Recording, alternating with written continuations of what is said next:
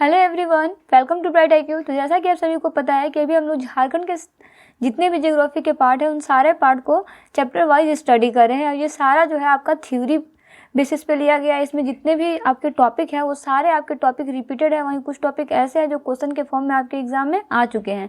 इससे पहले हम लोग एक पार्ट को बना चुके हैं। नेक्स्ट पार्ट है आपका झारखंड की भूगर्भिक संरचना। हम लोग अगर इसमें देखते हैं तो याद रखिए कि झारखंड का भूगोल में ना एक बहुत ही महत्वपूर्ण भाग जो है वो झारखंड का भूगर्भिक संरचना का रहा है। झारखंड की भूगर्भिक संरचना जो है वो हमें झारखंड के विभिन्न प्रकार के चट्टानों के निर्माण के बारे में जो है वो बताती है।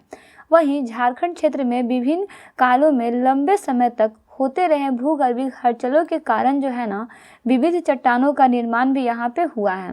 साथ ही साथ झारखंड क्षेत्र में आर्कियन क्रम की चट्टान, धारवाड़ क्रम की चट्टान, विंध्यन क्रम की चट्टान, गोंडवाना क्रम की चट्टान, दक्कन लावा की चट्टान, इसके साथ साथ नवीन जलोढ़ चट्टान भी इसमें प्रमुख रूप से पाए जाते हैं। चलिए एक एक करके अगर हम लोग इसमें समझते हैं तो सबसे पहले हमारा आता है आर्कियन क्रम की चट्टान और ये आपका बहुत ही इंपॉर्टेंट रोल प्ले करता है एग्जाम के अंदर। इससे जितने भी टॉपिक आपके एग्जाम में आए हैं या फिर जितने भी टॉपिक आपके आ सकते हैं उन सारे टॉपिक को इसमें कवर अप किया गया है। देखिए इसमें आपको फर्स्ट टॉपिक याद रखना है कि आर्कियन कालीन चट्टान जो होता है ना वो चट्टान झारखंड की सबसे प्रमुख चट्टानों में से एक होता है और हमारे झारखंड में लगभग 90% भूभाग जो है ना 90% भूभाग पर आर्कियन क्रम की चट्टान जो है वो पाई जाती है, यानी ये सबसे प्रमुख चट्टानों में से एक है। वहीं आर्कियन क्रम की चट्टानों के अपरदन के कारण न आग्नेय, अवसादी तथा रूपांतरित चट्टानों का निर्माण भी हुआ है। ये भी आपका एग्जाम में आ सकता है कि आर्कियन क्रम की चट्टानों के अपरदन के कारण किसका किसका निर्माण हुआ है। साथ ही साथ झारखंड में सबसे ज़्यादा भूभाग पे कौन सी चट्टानें पाई जाती है और कितना % चट्टानें पाई जाती है ना। एक टॉपिक इसमें आप और भी याद रखिए कि झारखंड के क्षेत्र सिमडेगा, सिंहभूम, सरायकेला और दक्षिण पूर्वी झारखंड में आर्कियन क्रम की चट्टानों का विस्तार जो है वो मिलता है। ये भी आपका बहुत इंपॉर्टेंट है कि झारखंड में यह आर्कियन क्रम की चट्टान जो है वो कहाँ कहाँ पे किस किस जिले में पाई जाती हैं।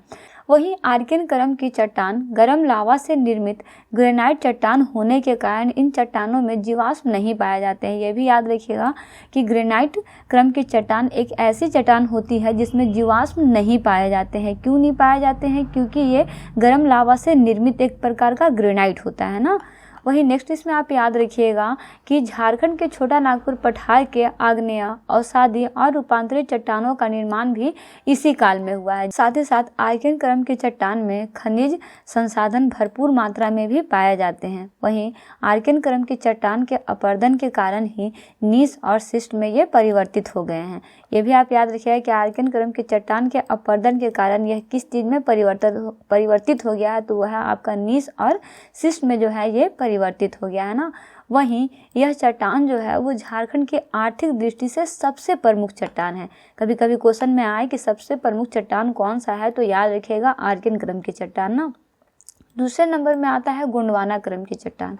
अगर गोंडवाना क्रम की चट्टान की बात करते हैं तो गोंडवाना क्रम की चट्टान में बलुआ पत्थर की परत के अलावा कोयला का भंडार भी पाया जाता है। वहीं दामोदर घाटी के तलछट से गोंडवाना क्रम की चट्टान का निर्माण हुआ है। याद रखिएगा गोंडवाना क्रम की चट्टानों का निर्माण कैसे हुआ है, तो वह है कि दामोदर घाटी के तलछट से इसका निर्माण हुआ है ना। वहीं गोंडवाना क्रम की चट्टान की बात करते हैं तो ये झारखंड क्षेत्र के उत्तरी कोयल नदी घाटी क्षेत्र में, वहीं अजय नदी घाटी क्षेत्र में, गिरिडीह और राजमहल की पहाड़ियों के आसपास के क्षेत्रों में भी पाए जाते हैं ना। बेसिकली इसका विस्तार कहाँ कहाँ पे है वो आपको याद रखना है। इसमें एक टॉपिक और भी याद रखिएगा कि कोयला के प्रचुर भंडारण के कारण गोंडवाना क्रम की चट्टान जो है वो झारखंड की आर्थिक दृष्टि से बहुत ही महत्वपूर्ण भूमिका निभाती है, या फिर बोल सकते हो बहुत ही ज़्यादा महत्वपूर्ण है ना। अगर हम लोग बात करते हैं धारवाड़ क्रम की चट्टान का, तो धारवाड़ क्रम की चट्टान जो है ना वो तरल लावा से निर्मित होने के कारण इन चट्टानों में जीवाश्म नहीं पाए जाते, यानी ये भी जो है वो आपका तरल लावा से निर्मित एक प्रकार का चट्टान है जिसमें जीवाश्म बिल्कुल भी नहीं होते। वहीं धारवाड़ क्रम की चट्टान को लौह अयस्क की श्रृंखला भी कहा जाता है। ये आपका टॉपिक बहुत इंपॉर्टेंट है कि किसे लौह अयस्क की श्रृंखला कहा जाता है, तो वो कौन सा है, तो धारवाड़ क्रम की चट्टान है। ऐसा क्यों कहा जाता है, तो इसे ऐसा कहने के पीछे ये कारण होता है ना कि धारवाड़ क्रम की चट्टानों में लौह अयस्क प्रचुर मात्रा में पाया जाता है और इसी कारण से इसे लौह अयस्क का श्रृंखला जो है वो कहा जाता है ना। तो याद रखिएगा कि लौह अयस्क श्रृंखला किसे कहा जाता है, तो वो है आपका धारवाड़ क्रम की चट्टानों को। क्यों कहा जाता है? क्योंकि इसमें बहुत ज़्यादा लोह की मात्रा होती है ना। वहीं इसमें याद रखिएगा कि आर्कियन क्रम की चट्टान के अपरदन और निक्षेपण के कारण धारवाड़ क्रम की चट्टानों का निर्माण हुआ है। ये आपका क्वेश्चन बहुत इंपॉर्टेंट है कि धारवाड़ क्रम की चट्टानों का निर्माण कैसे हुआ है, तो वो है आपका कि आर्कियन क्रम की चट्टानों के अपरदन और निक्षेपण के कारण हुआ है ना, या फिर आर्कियन क्रम की चट्टानों के अपरदन या निक्षेपण के कारण किस चट्टान का निर्माण हुआ है, तो वह हमारा धारवाड़ क्रम की चट्टानों का निर्माण हुआ है ना। देखिए, धारवाड़ क्रम की चट्टानों का झारखंड में विस्तार बोले तो वो हमारा सरायकेला खरसावां, पूर्वी सिंहभूम और पश्चिमी सिंहभूम क्षेत्र में सबसे ज़्यादा प्रमुख मात्रा में पाए जाते हैं। वहीं धारवाड़ क्रम की चट्टान जो है ना, इन चट्टानों में धात्विक खनिज की प्रचुर मात्रा होती है। याद रखिएगा, धारवाड़ क्रम में किसकी प्रचुर मात्रा होती है, तो वो है हमारा धात्विक खनिज की मात्रा प्रचुर होती है ना। वहीं धारवाड़ क्रम की चट्टान को कोल्हान क्रम की चट्टान भी कहा जाता है। ये भी आपका बहुत इंपॉर्टेंट है कि धारवाड़ क्रम की चट्टान को किस क्रम का चट्टान कहा जाता है, तो वह हमारा कोल्हान क्रम की चट्टान कहा जाता है। और वहीं ऐसा इसलिए कहा जाता है क्योंकि इन चट्टानों का मूल विस्तार जो है वह आपका कोल्हान क्षेत्र से है, तो कोल्हान क्षेत्र से इसका विस्तार होने के कारण इन्हें कोल्हान क्रम की चट्टान भी कहा जाता है। एक टॉपिक और इसमें आप याद रखिएगा, दक्कन लावा की चट्टान, जिसे राजमहल ट्रैप कहा जाता है। इसकी अगर हम लोग बात करते हैं तो दक्कन लावा की चट्टान के अपरदन के कारण बॉक्साइट और लेटेराइट का निर्माण होता है। ये भी आपका बहुत इंपॉर्टेंट टॉपिक है, बहुत बार एग्जाम में आया हुआ भी है ना। वहीं दक्कन लावा की चट्टान का निर्माण जो है वो लावा के बहाव के कारण होता है। अगर हम लोग राजमहल ट्रैप की बात करते हैं तो राजमहल ट्रैप की कुल ऊंचाई जो है ना वो 900 से लेकर के 1100 मीटर के लगभग में आता है। और झारखंड के पाकुड़ के पूर्वी क्षेत्र में, साहेबगंज के पूर्वोत्तर क्षेत्र में और झारखंड के पाट क्षेत्र में राजमहल ट्रैप का विस्तार जो है वो बेसिकली पाया जाता है ना। चलिए, वहीं अगर हम लोग विंध्यन क्रम की चट्टान की बात करते हैं तो ये भी चट्टान आपका बहुत ही इंपॉर्टेंट रोल प्ले करता है एग्जाम के अंदर। ये क्या है आपका कि विंध्यन क्रम की चट्टान जो है ना वो अवसादों के जमा होने पर चूना पत्थर और बलुआ पत्थर में बनी परतदार चट्टान है।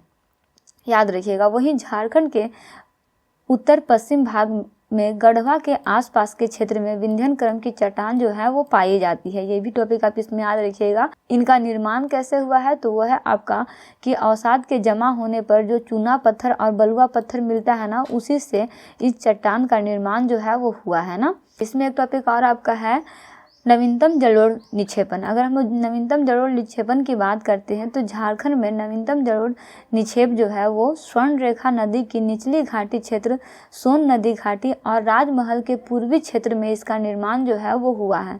वहीं नदियों के अपरदन तथा जलोढ़ के जमाव के परिणाम स्वरूप जो है वो जलोढ़ निक्षेप का निर्माण हुआ है। ये दोनों टॉपिक आप इसमें याद रखिएगा, बहुत इंपॉर्टेंट टॉपिक है। तो इस तरह से बेसिकली आज की वीडियो में हम लोग झारखंड की भूगर्भिक संरचना से रिलेटेड जितने भी चट्टान थे उन सारे चट्टानों के बारे में, या बोल सकते हो जितने भी भूगर्भिक संरचना थे उन सारे टॉपिक को इसमें कवर अप कर चुके हैं। जितना भी टॉपिक मैं आपको इसमें बताई हूँ उससे बाहर आपका कोई भी क्वेश्चन एग्जाम में नहीं आता है। तो प्लीज़ जितना भी टॉपिक मैं आपको बताई हूँ सारे टॉपिक को अच्छे से कॉन्सेप्ट बाय प्रैक्टिस जरूर कर लीजिएगा। पार्ट 1 का लिंक जो है वो डिस्क्रिप्शन बॉक्स में दिया हुआ है। बाकी अगर आपको इन सारे का अगर MCQ क्वेश्चन पढ़ना होगा तो MCQ क्वेश्चन भी सारा पढ़ाया हुआ है चैप्टर वाइज, जिसका लिंक डिस्क्रिप्शन बॉक्स में दिया हुआ है। वहाँ से आप MCQ क्वेश्चन को भी सॉल्व कर सकते हैं। लेकिन उससे पहले क्या कीजिएगा कि जितना भी टॉपिक मैं आपको बता रही हूँ सारे कॉन्सेप्ट को पहले क्लियर कीजिएगा, उसके बाद में आप MCQ क्वेश्चन को सॉल्व कीजिएगा। क्वेश्चन में कोई भी प्रॉब्लम हो, कोई और रिलेवेंट कंटेंट चाहिए तो प्लीज़ कमेंट बॉक्स में कमेंट जरूर कीजिएगा। मिलते हैं नेक्स्ट वीडियो में एक इंपॉर्टेंट पार्ट, एक इंपॉर्टेंट टॉपिक के साथ। Thanks for watching, like share and subscribe bright IQ।